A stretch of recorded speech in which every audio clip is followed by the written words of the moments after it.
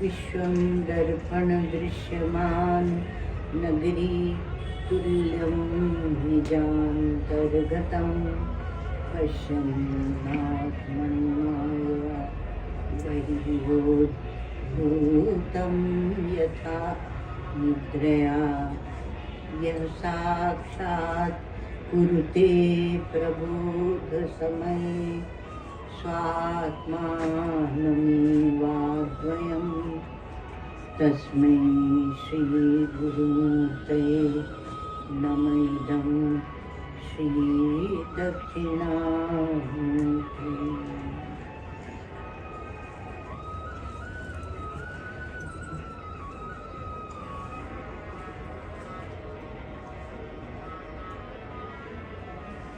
इसको वापस ले लो।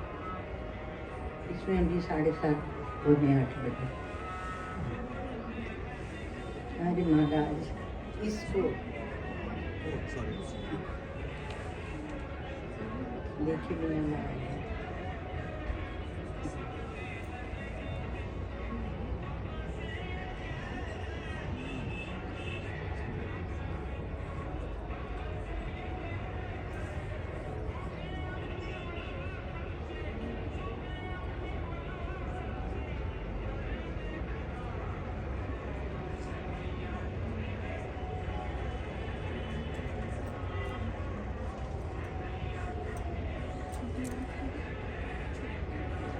देखो उसमें सर लेंगे तो कमर क्यों सर लेंगे मंच में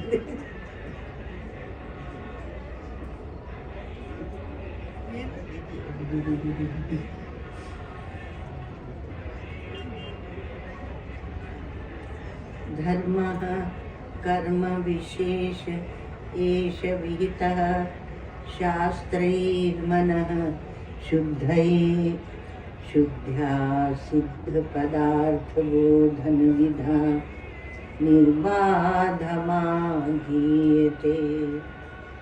तत्त्वं त्वं तदिति प्रमा श्रुतिरमा भेदभ्रमा कोयिनी पूर्णानन्दपदप्रसाद परमा सद्य क्षमामुत्रे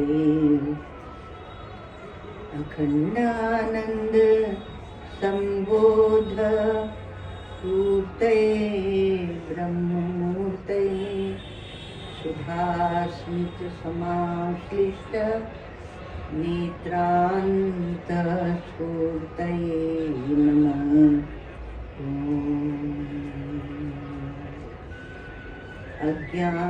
अज्ञानान्तर्गहन पतितान् आत्मविद्योपदेशैः त्रातुं लोकान् भवदवशिखा ता उपापच्यमानान्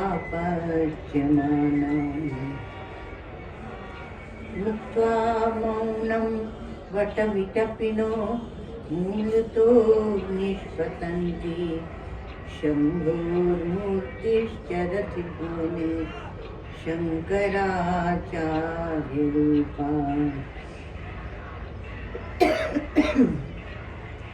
श्रुतिस्मृतिपुराणानाम् आलयं करुणालयं नमामि भगवत्पादं शङ्करं लोकशङ्करं।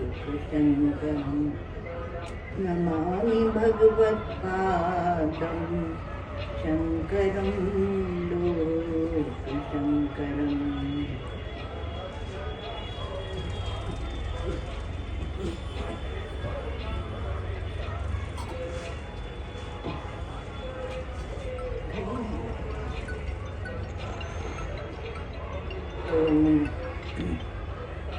शांति पाठ।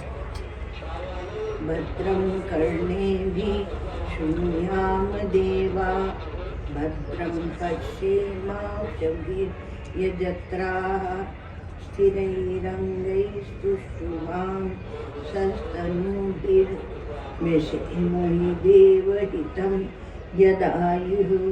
स्वस्ति न इन्द्रो वृद्धश्रवाः स्वस्ति न पूषा विश्ववेदाः स्वस्ति नस्तार्क्ष्यो अरिष्टनेमि स्वस्ति नो बृहस्पतिर्दधातु। ॐ शान्ति शान्ति शान्तिः। मंगलाचरण।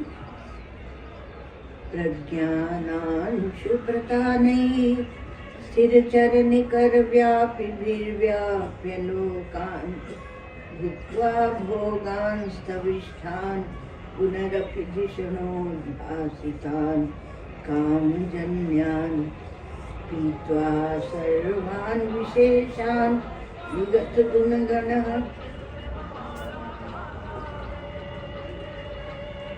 पीत्वा सर्वान् विशेषान् स्वप्रीतिमधुरभुं मायया भोजयन्नो माया संख्यातुरीयं परममृतं मदं ब्रह्म यत्तन्नतोऽस्मि।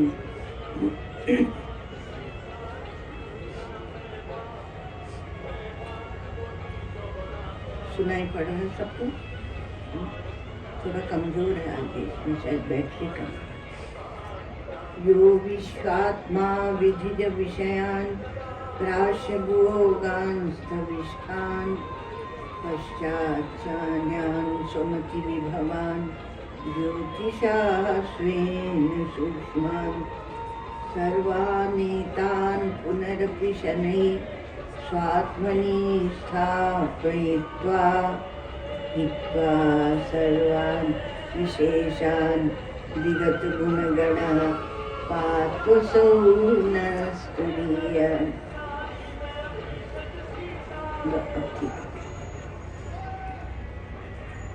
अद्वैत प्रकरण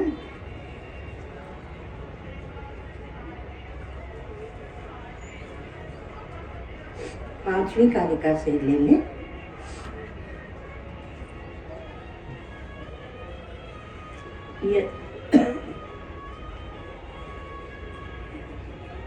यथैकस्मिन् घटाकाशे रजो धूमादिभिर्युते न सर्वे संप्रयुज्यन्ते तद्वज्जीवाः सुखादिभिः रूपकार्यसमाख्याश्च भिद्यन्ते तत्र तत्र वै आकाशस्य न भेदोऽस्ति तद्वज्जीवेषु निर्णयः। नाकाशस्य घटाकाशो विकारावयवो यथा नैवात्मनः सदा जीवो विकारावयवो तथा। यथा भवति बालानां गगनं मलिनं बलैः तथा भवत्यबुद्धानाम् आत्मापि मलिनो मलैः। मरणे संभवे चैव गत्याद्गमनयोरपि स्थितौ सर्वशरीरेषु आकाशेन विलक्षणः संघाताः स्वप्नवत् सर्वे आत्ममाया विसज्जिताः आधिक्ये सर्वसाम्ये वा नोपपत्तिर्हि विद्यते।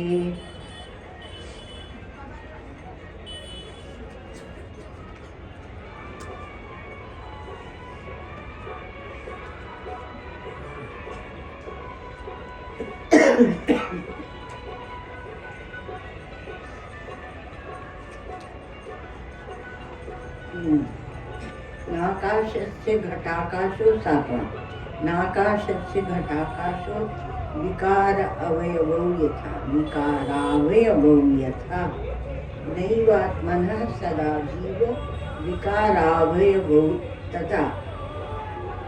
तो घटाकाश जो बना क्या? पैसे उसी को लेके वो देड़बुन थी कि बना भाई कि बना कि नहीं बना।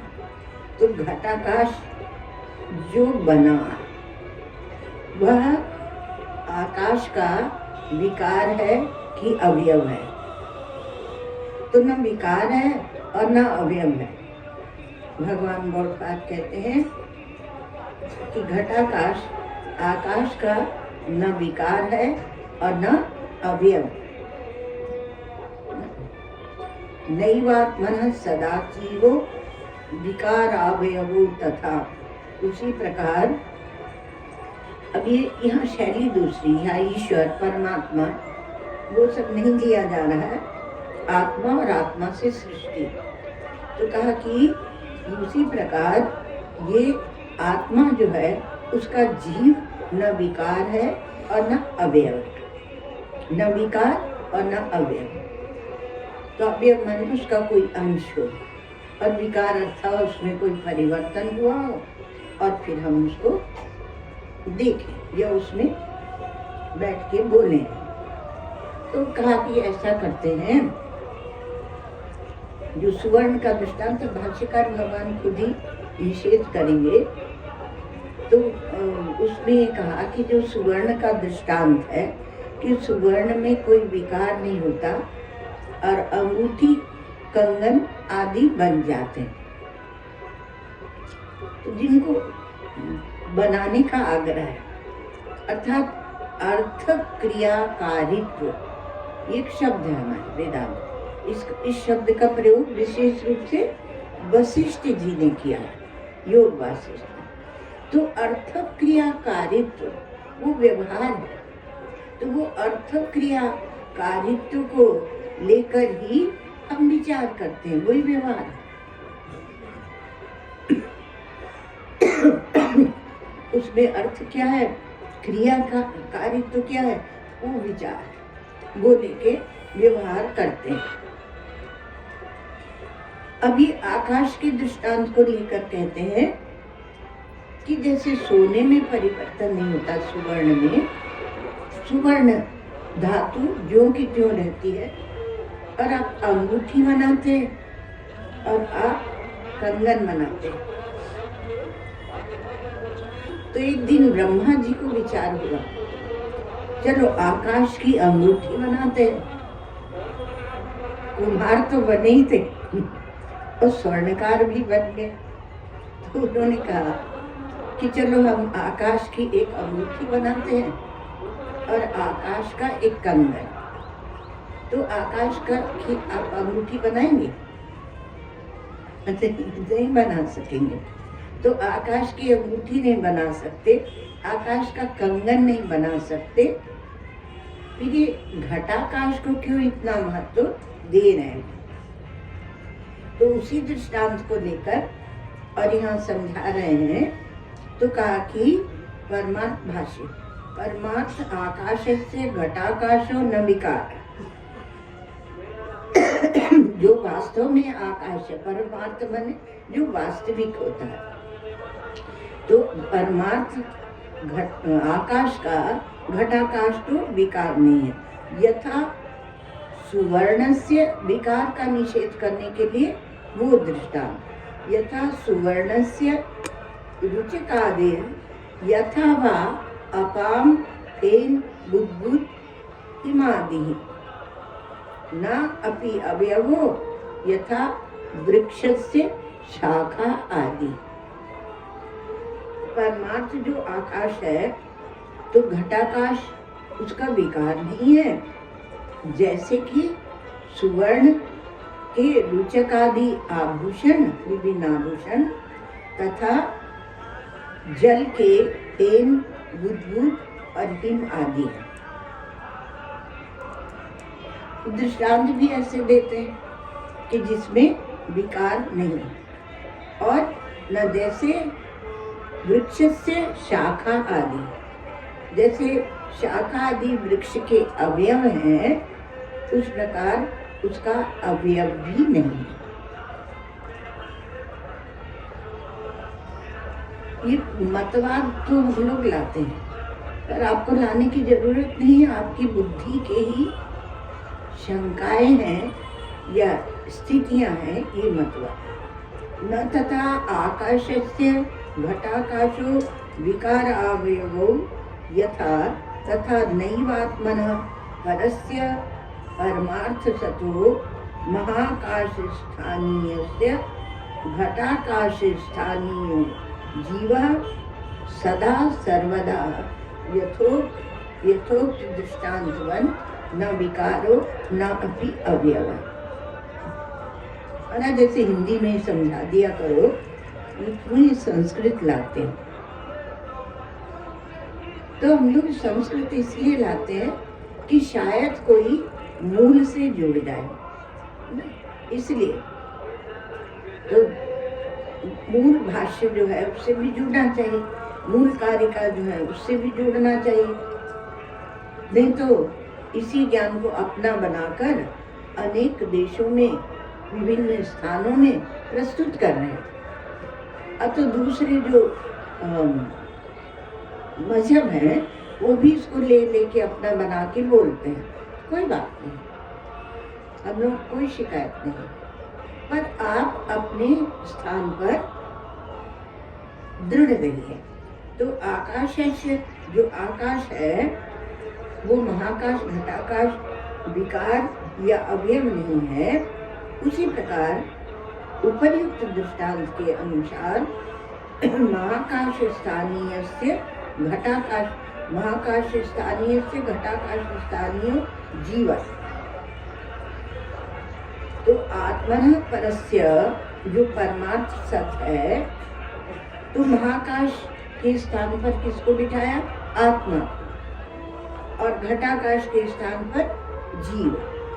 तो सत्य परमात्मा है, तो सत्य परमात्मा का घटाकाश स्थानीय जो जीव है वो किसी भी अवस्था में सदा सर्वदा यथोक्त दृष्टांतवान, उस दृष्टांत के अनुसार न तो वह अवयव है न विकार, विकार अवयवो तथा।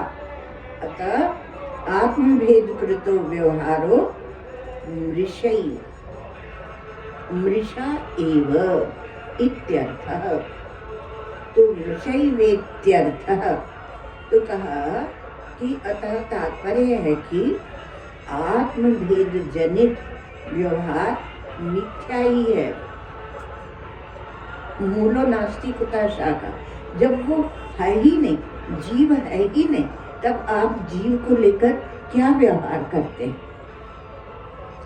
हमारे जो भाष्यकार भगवान है और गौड़पादाचार्य जी महाराज, इनको कोई साधन साध्य क्या कहेंगे, पसंद नहीं है। पसंद माने अर्थात वो सिद्धांत दृष्टि से उसका निषेध करते हैं, और इसलिए बहुत से अनेक मतवाद वो आक्षेप करते हैं कि आप ऐसा क्यों करते हो, साधन साध्य को हटा दोगे। इसलिए कहते हैं कि जब तक आपको साधन साध्य पर किंचित भी आग्रह है तब तक वेदांत के विभाग में मत आना। साधन साध्य विभाग को फूंक कर, उसमें आग लगाकर तब इधर आना।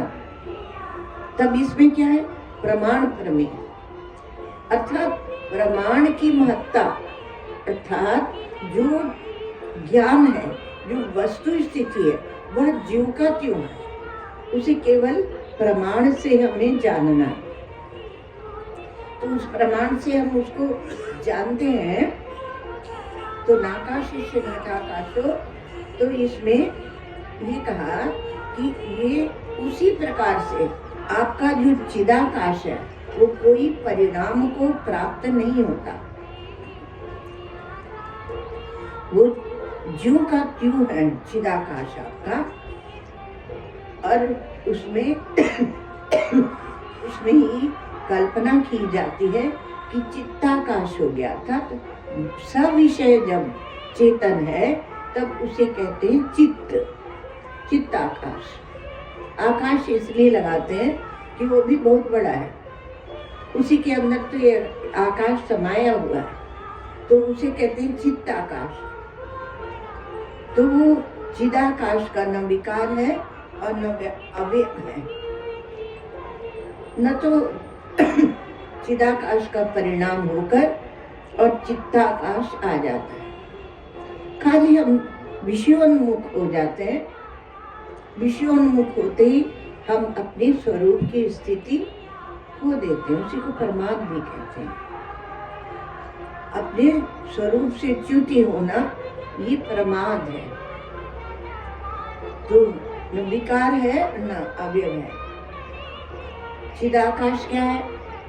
कहा कि चिदाकाश वह वस्तु है जिसमें न परिणाम होता है न उसमें परिवर्तन होता है, ज्यों का त्यों रहता है। तो फिर ये चित्ताकाश और भूताकाश, इसका क्या करेंगे? क्योंकि ये उसी में भासने लगते हैं। ये ऐसे केवल सुन के और व्यवहार में लगने की विद्या नहीं। हम बहुत कष्ट से बोलते हैं बात, कोई दो चार भी ऐसे नहीं है कि जो इसे सुन के, जब इसका प्रारंभ किया प्रारंभ में, तभी ये कहा था कि सुनकर और आप शांत बैठिए और उसकी गंभीरता को अपनाएं। हमें पता है हम बहुत धीरे चल रहे हैं, पर कहीं आपके चित्त में सिद्धांत बैठ जाए तो बहुत बढ़िया बात है।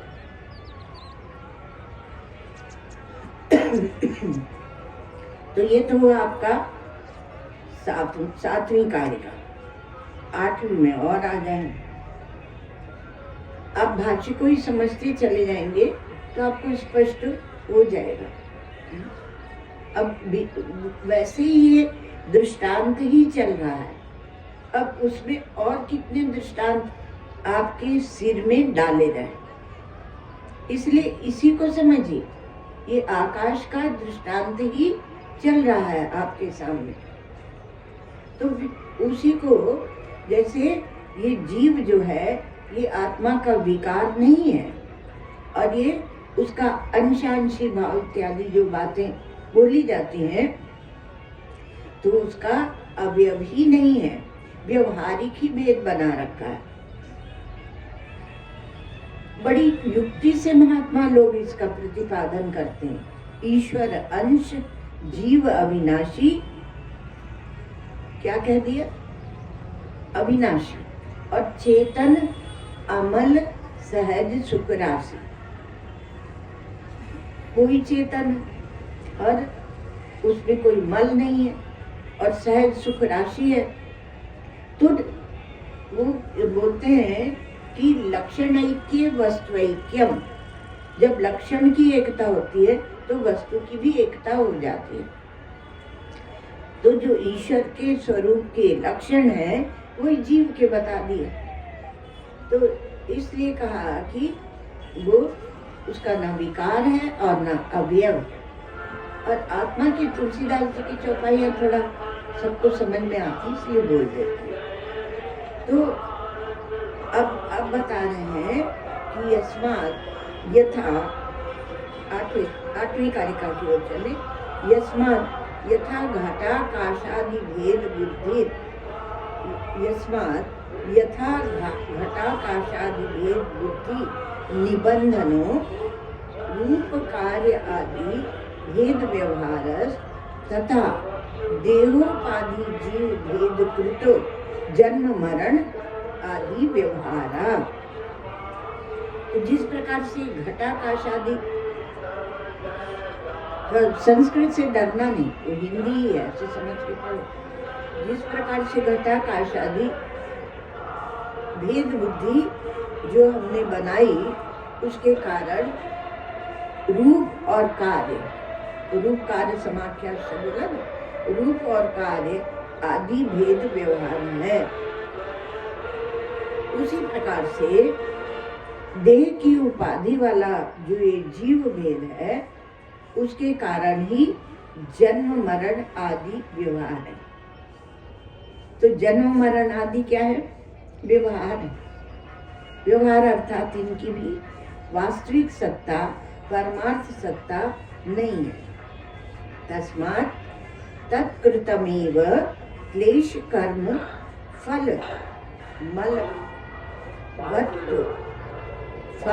मलवत्वम आत्मनो न परमार्थतः इत्येतम अर्थम दृष्टान्तेन प्रतिपादिशन् आह। तो यहाँ कहते हैं कि भगवान भाष्यकार कि वो जन्म मरण आदि जब जीव ही नहीं है, तो उसका क्या जन्म क्या मरण आदि व्यवहार। इसलिए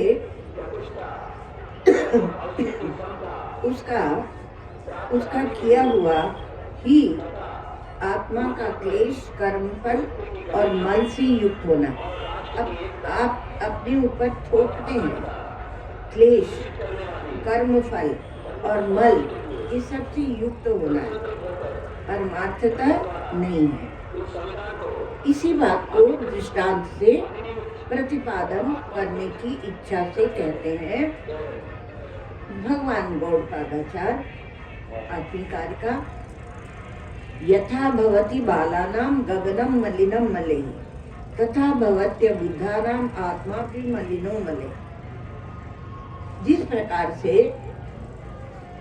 जो मूर्ख लोग होते हैं, बालक शब्द से ये बाल बुद्धि है, तो किसको दिखाया जाता है? मूर्खों को। तो कहा कि जो मूर्ख लोग हैं वो मल के कारण आकाश मलिन जान पड़ता है, गगनम मलिनम मले जान पड़ता है। उसी प्रकार अविवेक पुरुषों की दृष्टि में आत्मा भी राग द्वेषादि मल से मलिन हो जाता है। तो अविवेकी पुरुषों की दृष्टि में तो तथा भवति अबुद्धा नाम अपि आत्मा भी मलिनो मले। तो आत्मा मलिन नहीं होता, पर आत्मा मलिन सा जान पड़ता है। वत इव ये सब शब्द लगाते हैं, तो उनके कारण मलिन सा जान पड़ता है। तो आत्मा मलिन नहीं होता, पर जैसे कहते हैं कि आकाश मलिन हो गया, आकाश आज साफ नहीं है, आकाश रजु धूमादि भी उससे युक्त हो गया। तो मूर्ख लोगों को धूल और वो सब दिखता है। तो इसलिए हीनता के दो प्रकार होते हैं। हम अपने को छोटा मान लेते हैं, क्योंकि जैसे आकाश में हीनता आ गई, मलिनता आ गई, उसी प्रकार हमारे में भी आ गई है। तो एक कर्म की दृष्टि से होता है, तो कहते हैं कि हमने दूसरा कोई ये न समझे कि हम अकर्मण्य रहे पूरे जीवन, हमने कोई कर्म ही नहीं किया।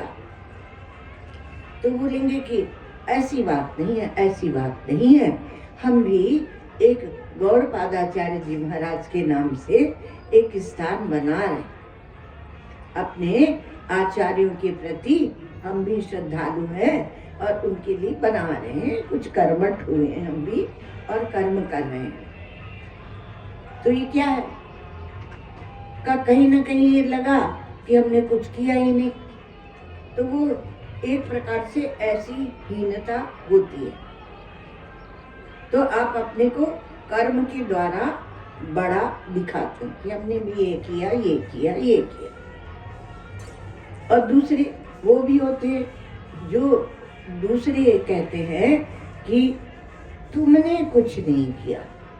तो तुमने कुछ नहीं किया वो और भी ज्यादा अज्ञानी है। एक तो वह अज्ञानी जो कहता है कि हमने ये किया, हमने ये किया, हमने पाठशाला बनवाई तो कोई हमें निकम्मा ना समझे, हमने विश्वविद्यालय बनाया, तो वो सब एक भूमिका में जाते हैं। कहीं किंचित भी यदि आपके अंदर कर्तृत्व भोक्तृत्व है तो एक ही भूमिका में जाएंगे। जैसे दृष्टांत दिया जाता है चौरो दाता और दाता चौरा समानाधिकरण है। जो दान देने वाला है वह चोर है और जो चोर है वह दान देने वाला है।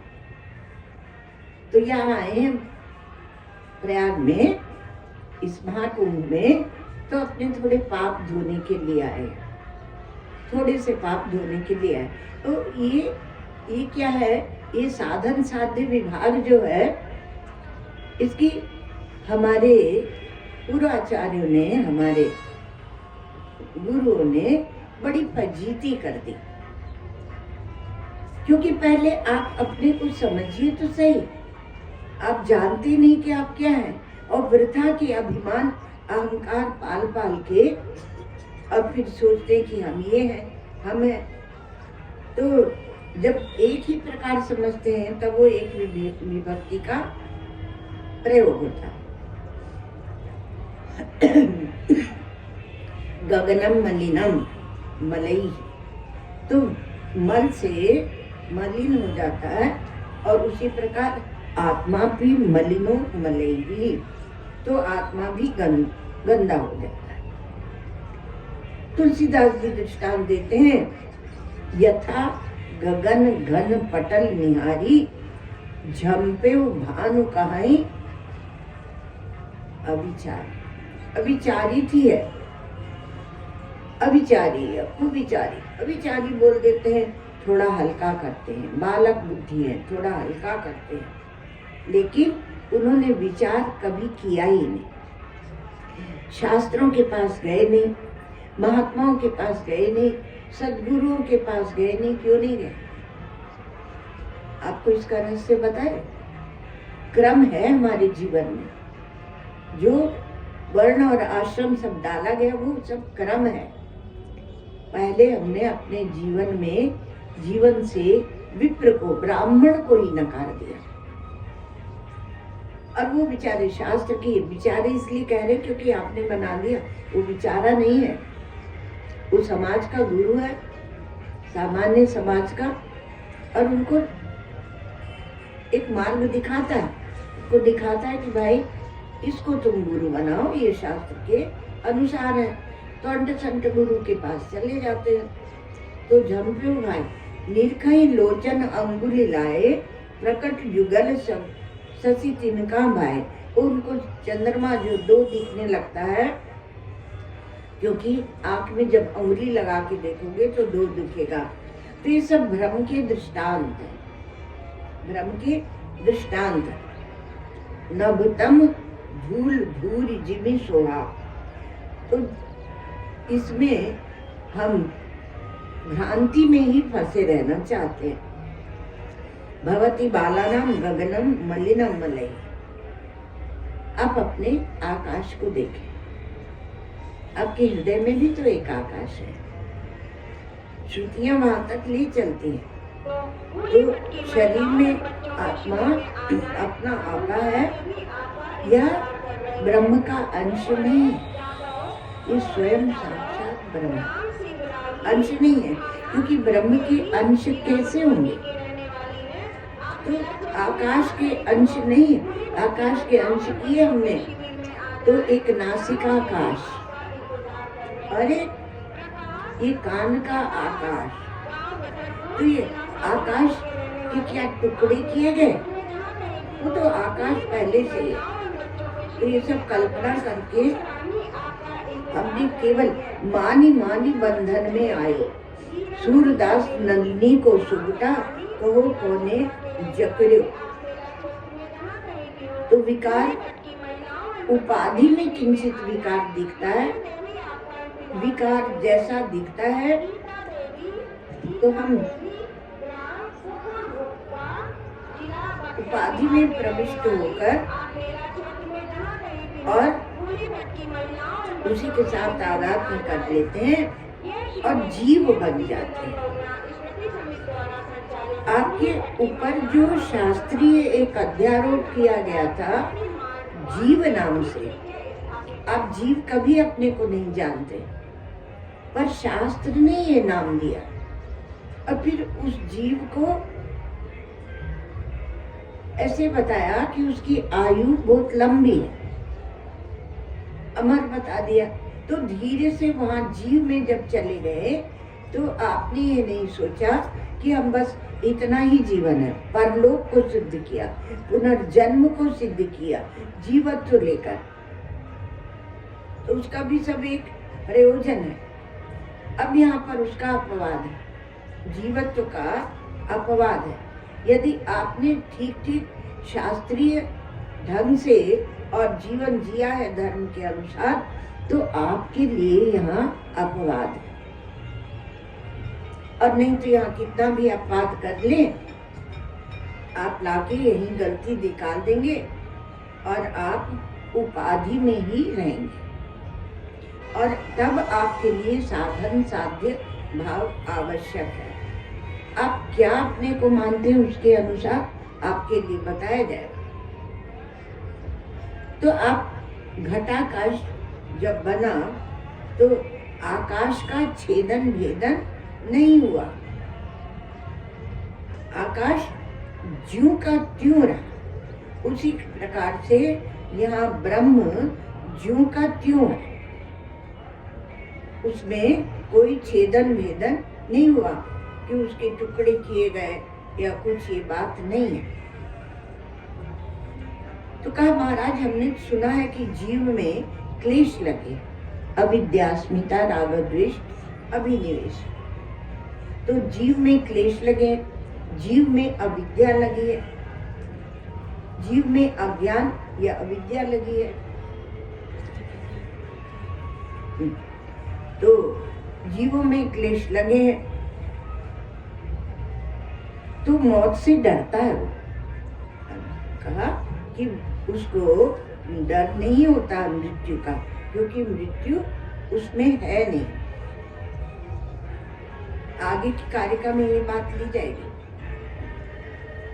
तो इस कारिका में ले रहे हैं 8वें में कि यथा भवति लोके बाला नाम अविवेकी नाम गगनम आकाशम घन रजो धूमादि मलय मलिनम मलवन न गगनम मलवद यथात्म विवेकी नाम तथा भवति आत्मा भी परोपि यो विज्ञाता प्रत्यक क्लेश कर्म फल मलय मलिनो अबुद्धाना प्रत्येक आत्म विवेक रहिता नाम न आत्म विवेक बताऊं। ये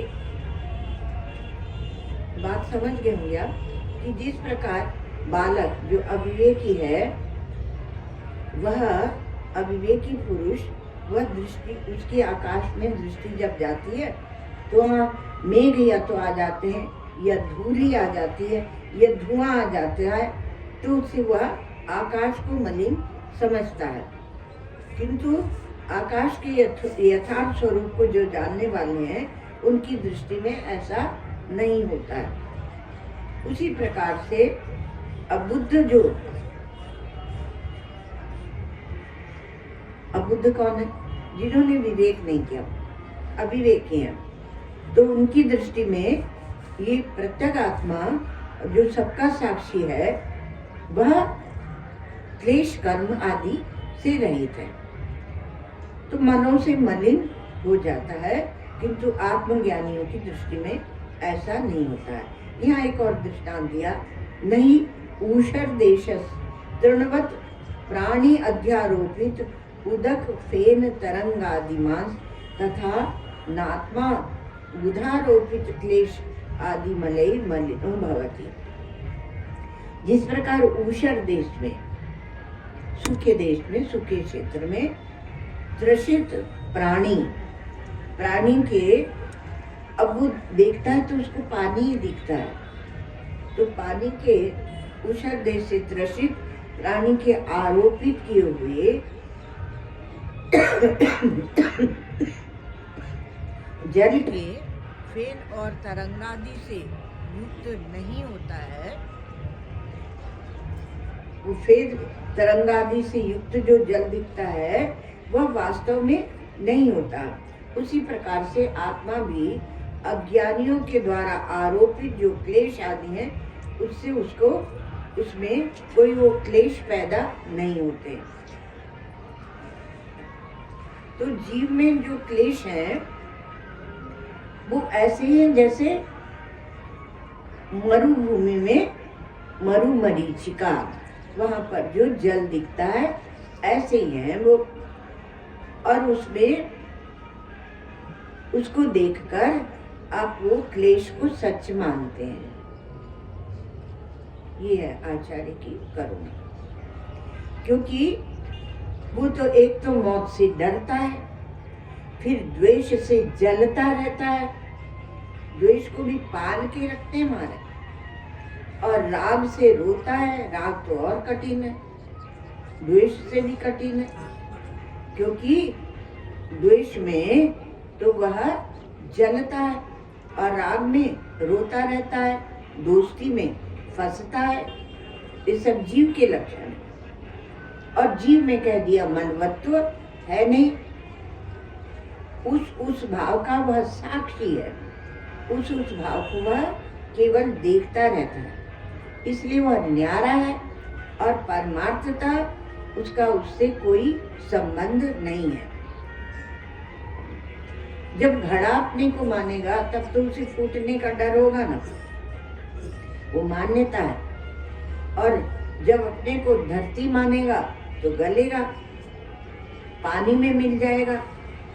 घड़ा माना या मिट्टी माना, और आग मानेगा तो बुझ जाएगा, पानी मानेगा तो सूख जाएगा, हवा माना वायु तो चले न चले। तो किंतु आकाश यदि मानेगा तो ईश्वर की ओर उसकी दृष्टि जाएगी। तो संकल्प समाप्त होते हैं वहाँ, जब केवल आकाश मानते हैं तब आपके सारे संकल्प विकल्प खत्म हो जाते हैं। जब, क्योंकि मन से आकाश पैदा होता है, और मन में ही हम राग द्वेष लगा लेते हैं, उसी वही करके फंसे रहते हैं। तो जो करता है वो पापी पुण्यात्मा बनता है, और जो करता ही नहीं तो क्या बनेगा। और जब आराम तलब बनता है तो भोक्ता हो जाता है। आज का भोक्तापना तो यही है।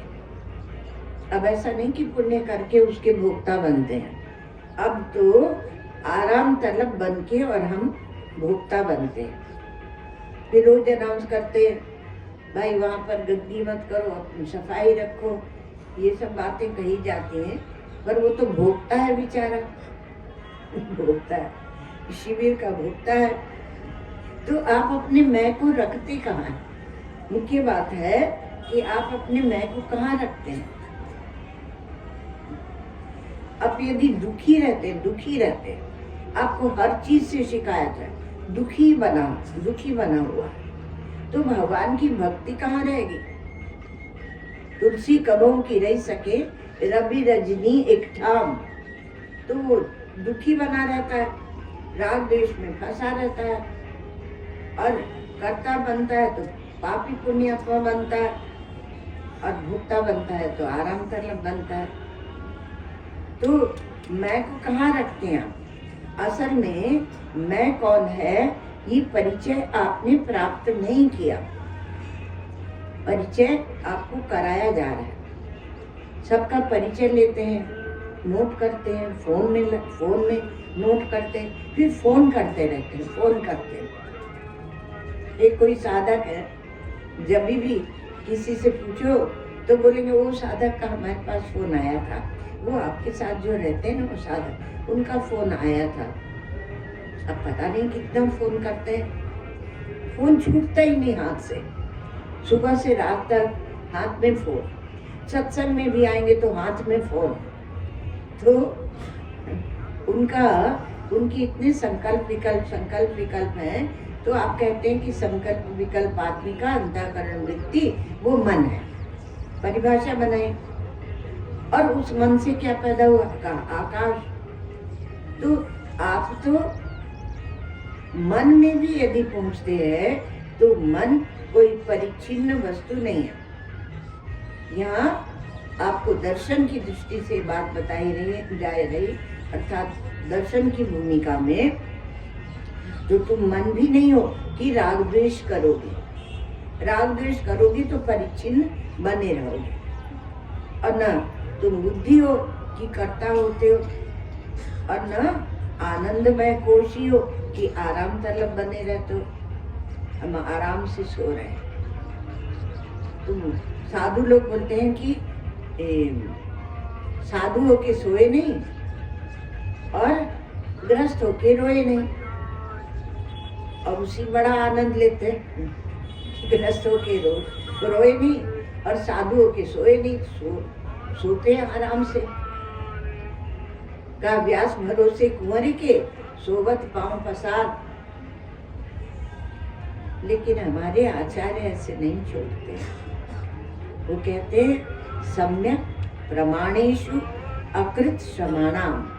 सम्यक जो प्रमाण है हमें, हमारे गीता, उपनिषद, ब्रह्म सूत्र, उसमें श्रम करना पड़ता है। तो श्रम करना नहीं पड़ता, उसको उसी में रस लगता है, इसलिए वो उसी में लगा रहता है। तो वह भोक्तृत्व, वो जो परिच्छिन्नता का भोक्तृत्व है, जो शरीर को लेकर भोक्तृत्व है, जिसको अभी कहा कि वो आराम से बैठेगा, वो नहीं आएगा। वो क्या रात को जगता रहता है, ऐसे कहते हैं। तो उसका यानिशा सर्वभूतारम, तो ऐसे कहते हैं। तो इसमें क्या है, आपको एक बात बताते हैं। क्योंकि उसको इतना पुरुषार्थ उसका होता है कि वह रात को सोता नहीं, और वो पुरुषार्थ में उसको ये होता है कि यह करना है, वह करना है। अर्थात यह शास्त्र देखना, वो देखना है। अब इसमें क्लेश जो आ गए, इसके मूल में अविद्या। तो अविद्या क्या है और ये कहाँ बैठती है? तो हमारे वेदांतों में इसका बड़ा विचार है, और उसके अनुसार अलग अलग वो हो गए, विचार की शैलियां हो गई हैं। तो उसमें बोलते हैं कि एक दो प्रकार हो जाते हैं। तो एक भांति प्रस्थान और एक विवरण प्रस्थान। तो भांति प्रस्थान में कैसे सोचते, विवरण प्रस्थान में कैसे सोचते, और फिर प्राप्ति दोनों से होगी, पर बुद्धि आपकी इतनी सूक्ष्म हो जाती है और उसका आप रस लेते हैं, आनंद लेते हैं। तो भांति प्रस्थान और विवरण प्रस्थान। तो इसमें कहा कि अविद्या जो है, मूल में बताया गया, हमारे आचार्यों ने बताया कि जो अविद्या है, अज्ञान है, उसका आश्रय कौन है और उसका विषय कौन है। ये भी कहते हैं कि आश्रय विषय की एकता होनी चाहिए। अर्थात अविद्या बैठती कहाँ है, जिससे सब क्लेश निकलते हैं, और उसका विषय क्या है, किस विषय को लेकर अज्ञान होता है। तो पहले तो आप अविद्या को देखें। तो अविद्या क्या है? स्वाश्रया, वो अपने ही आश्रय में बैठती है, अर्थात आश्रय वाली होती है, और विषय वाली होती है। और यह अविद्या आश्रय वाली, विषय वाली होती है।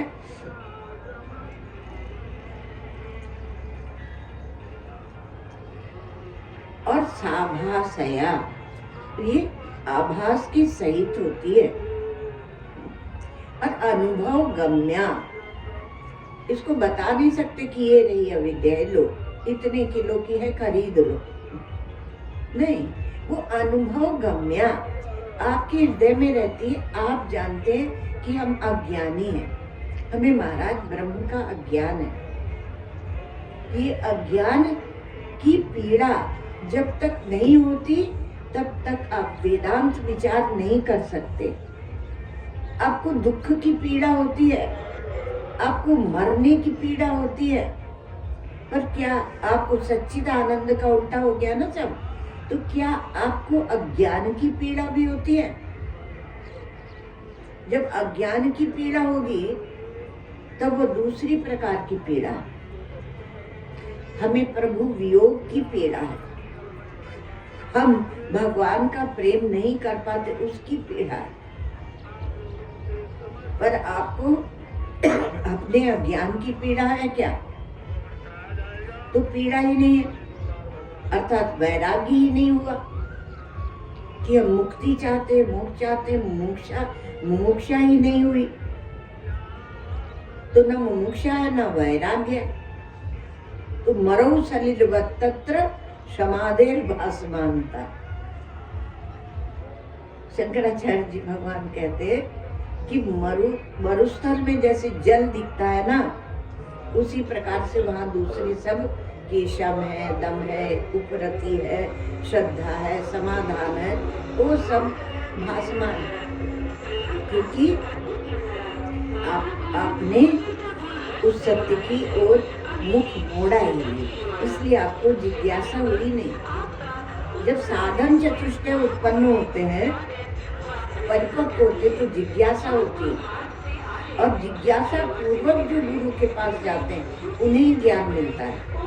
जिन्हें जिज्ञासा ही नहीं है तो थोड़ा शब्दावली सीख कर आते हैं और शब्दावली से वो प्रसन्न रहते हैं। तो आपको सुना रहे थे कि जो अविद्या है, तो कहते हैं कि वो बैठती कहाँ है, उसका आश्रय क्या है और उसका विषय क्या है, इस पर विचार चला। तो आश्रय ये है, तो कहा कि आश्रय वो जीव में बैठती है, क्योंकि ब्रह्म में तो बैठ नहीं सकती अविद्या या अज्ञान, न ईश्वर में बैठ सकता है अविद्या या अज्ञान। तो वह अविद्या व अज्ञान वह जीव में बैठता है, जो आपने परिच्छिन्नता ओढ़ी है उसमें वह अविद्या बैठती है। अब और उसका विषय क्या होगा, किसका अज्ञान? तो कहा ब्रह्म का अज्ञान, ऐसा भामती प्रस्थान ने कहा। विवरण प्रस्थान ने कहा जब दूसरी वस्तु है ही नहीं तो वह बैठेगी भी ब्रह्म में और ब्रह्म ही उसका विषय होगा। वह अविद्या वह बैठेगी भी ब्रह्म में, कोई जीव नहीं है, जीवत्व का वहां भी निषेध है। तो वह क्या है, वो विवरण प्रस्थान है।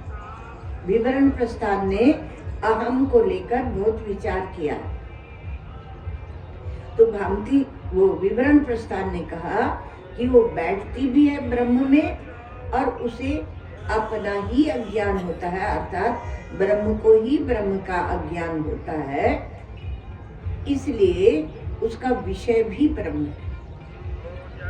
वहां कहा गया था कि विषय ब्रह्म है, ब्रह्म को न जानने से अज्ञान है, पर बैठेगी जीव में वो थोड़ा सरल पड़ता है, पर ब्रह्म में ही बैठेगी ये थोड़ी सी बात समझ में नहीं आती।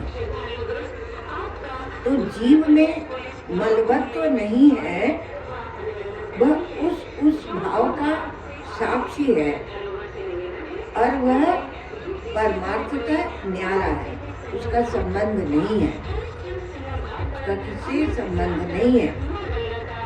तो वह कहीं तादात्म्य नहीं करता है।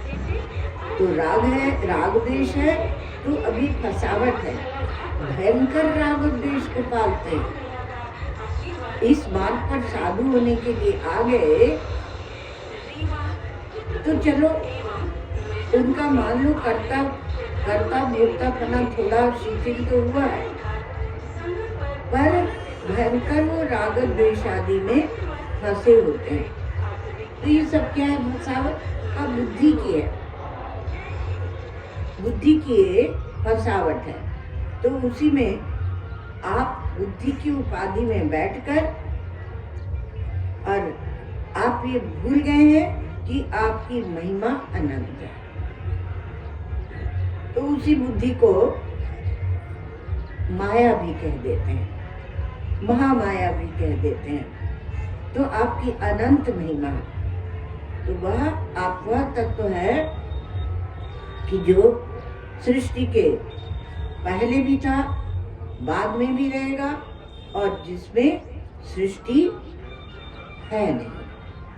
सृष्टि गढ़ी गई तो आप उसके मूल उपादान है, और सृष्टि नहीं गढ़ी गई तो आप शुद्ध ब्रह्म है। इसलिए वेदांत क्या करता है? वो कहता है कि सृष्टि रहेगी तो तुम राग द्वेष सब क्लेश में फंसे रहोगे, इसलिए पहले इसको ही हटाओ। तो उमा राम विषयिक असमोहा नभ तम धूम धूरी जिमी सोहा। तो जैसे कि आकाश में अंधेरा आ जाए, अमावस्या की रात्रि है, और धुआं आ जाए और धूल आ जाए, तो आप क्या कहते हैं कि ये आकाश मलिन हो गया, मलिनम मलई। तो उस मल के कारण, उस उपाधि के कारण मैला दिखता है, पर आकाश मलिन नहीं होता।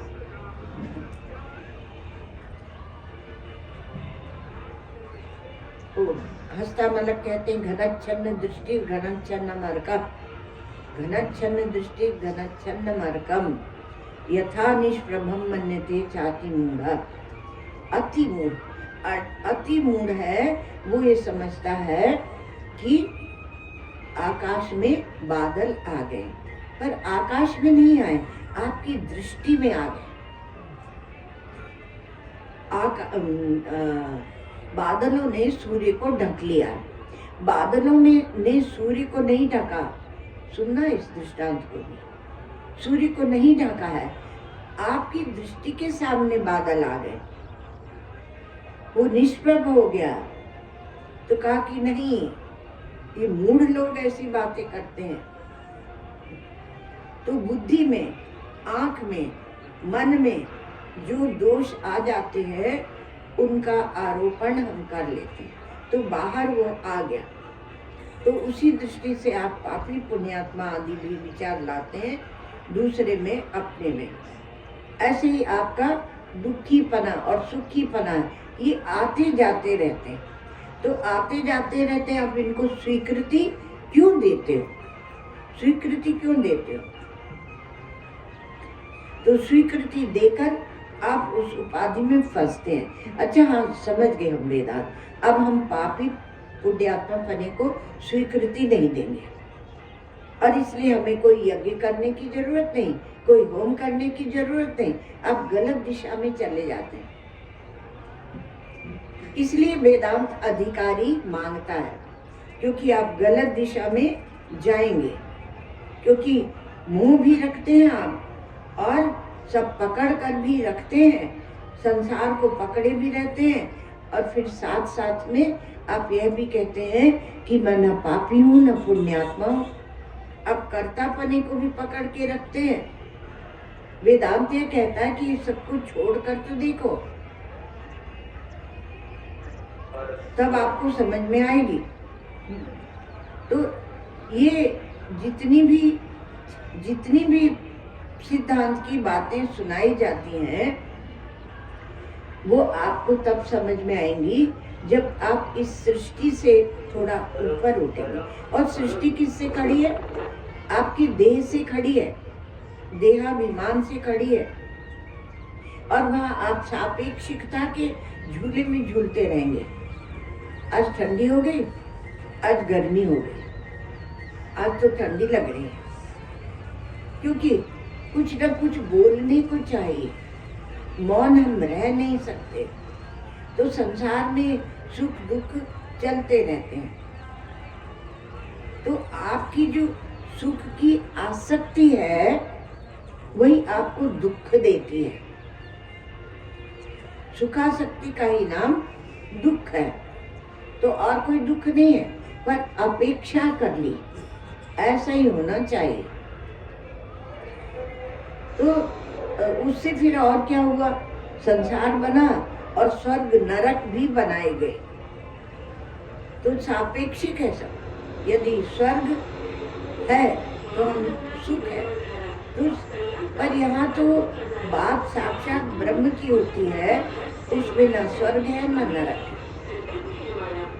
और स्वर्ग बनाकर आप थोड़ा सा हंस लेते हैं और नरक बनाकर आप रोना है तो रो सकते हो, हमें कोई शिकायत नहीं, चलेगा।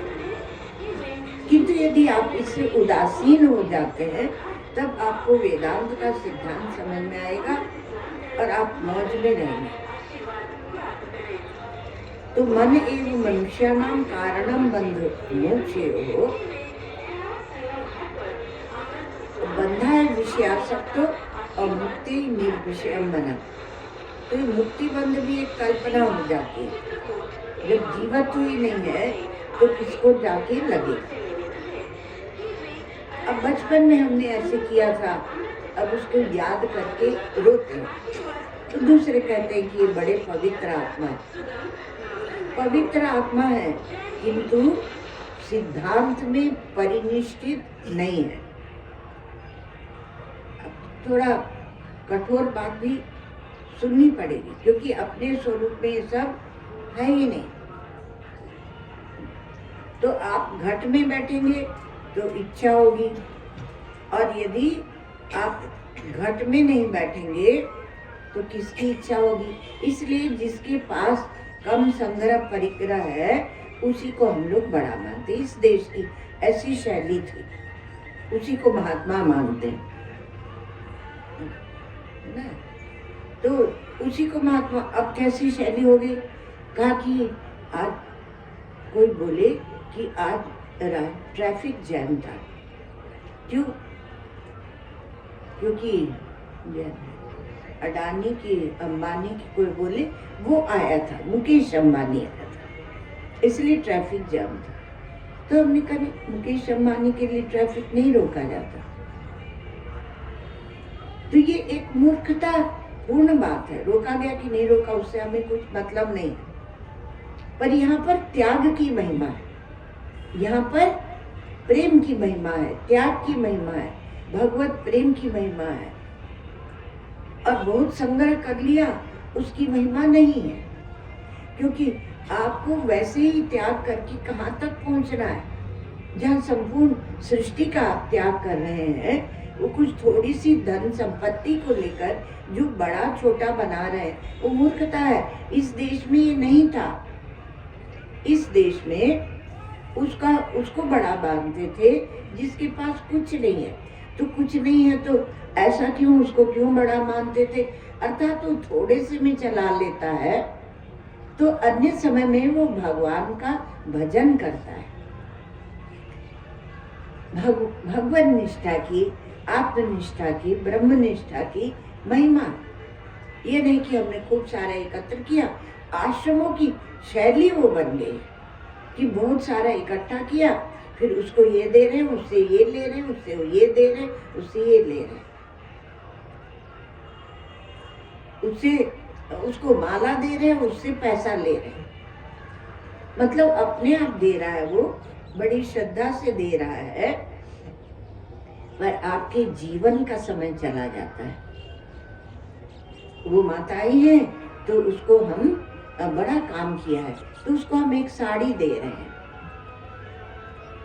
ऐसा व्यवहार चलता है आपके घरों में। जितना चलता है ना, उतना ही आश्रमों में व्यवहार घुस गया है। इसलिए जो सच्चा विरक्त है वो आश्रम से भी उसे भागना ही चाहिए। वो भागता है क्योंकि वह उस आनंद को प्राप्त कर चुका है जो सब कर्म की किसी की अपेक्षा नहीं रखता है। और व्यवहार में जो फंसा हुआ है और व्यवहार को लेके बड़ा बन रहा है, तो उसका जो भगवान के साथ संबंध है वह अवश्य शिथिल हो जाएगा, क्योंकि उसे बड़प्पन लेना है भगवान से, और बड़प्पन ले रहा है वह संग्रह परिग्रह से। इसलिए कहते हैं कि दृष्टि वहां चली जाती है। को भल कहे दे कछु को, अस वासना हृदय ते न जाई। कोई हमें दे, कोई हमें भला कहे, कोई हमें बड़ा कहे, तो हमने ये किया और हमने उनको ऐसे खिलाया पिलाया था। आश्रमों की बात सुना रहे हैं आपको। हमने उन्हें ऐसे खिलाया पिलाया था, पर जब हम उनके घर गए तो उन्होंने हमें नहीं खिलाया पिलाया। एक बात। और दूसरी बात क्या होती है? दूसरी बात कहते हैं कि हमने इतने अच्छे अच्छे काम किए, फिर भी हमारी कोई पूछ नहीं है, कोई उसकी कद्र नहीं करता। उसको बोलते हैं पिशाची, श्रेय पिशाची। तो श्रेय पिशाची ने सबको खा लिया। क्या गृहस्थ और क्या विरक्त, क्या साधु सन्यासी और क्या गृहस्थ आश्रमी, सबको एक श्रेय की पिशाची ने खा के रखा है। हमें श्रेय नहीं मिला, हमने इतना किया और हमें श्रेय नहीं किया मिला। हम तो ऐसे कहा करते हैं कि कुछ सर्टिफिकेट छपवा दो, तो जो कुछ सेवा करेगा उसको एक सर्टिफिकेट, फिर उसका एक सर्टिफिकेट। क्योंकि जब आप साधु की सेवा करते हैं तो उसके हृदय में एक प्रेम होता है, एक आशीर्वाद उसके हृदय में होता है। फिर उसकी छीना झपटी नहीं होती कि उसकी छीना झपटी हो। तो यह क्या है? ये सब अपने में जो हीनता है, वैराग्य की न्यूनता है, आकाशवत अपने आप को नहीं देख रहे, उसके कारण ये होता है। ओम सर्वे भवन्तु सुखिनः, सर्वे सन्तु निरामयाः, सर्वे भद्राणि पश्यन्तु, मा कश्चित् दुःखभाग् भवेत्। असतो मा सद्गमय, तमसो मा ज्योतिर्गमय, मृत्योर्मा अमृतं गमय। ओम पूर्णमदः पूर्णमिदं पूर्णात् पूर्णमुदच्यते, पूर्णस्य पूर्णमादाय पूर्णमेवावशिष्यते। ओम शांति शांति शांति।